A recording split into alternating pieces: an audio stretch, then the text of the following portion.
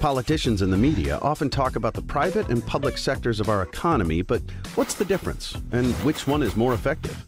The private sector is made up of businesses or corporations owned by people. Private sector includes malls, grocery stores, and your local diner. To make a profit in the private sector, businesses must earn our money by offering us products and services that we want or need. When businesses have to compete for the same dollars, prices go down, because no one wants to pay twice as much for shoes at one store if you can get the same pair cheaper at another place. On the other hand, the public sector is not supported by profits, so it doesn't have to compete for our dollars. Instead, the public sector uses our tax dollars to fund its services, so we pay for these programs no matter how much or how little we use them. The government decides how our tax dollars should be spent in the public sector. This makes sense for some things. For example, you probably wouldn't want firefighters or police officers competing with one another for your business. In other cases, though, this means things cost more or service is worse.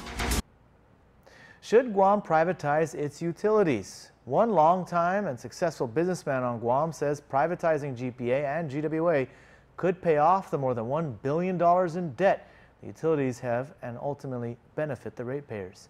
PNC's Tim Blas-McHenry has more. We have about $1 billion worth of debt. And what better way off than to pay off that debt by selling GPA and GWA, privatize it, use the proceeds to pay off the debt.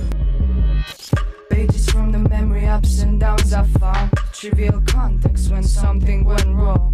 Misleading shivers are catching up with me. I am like changing weather to undecided still. Talking about random things I see, nothing to be fully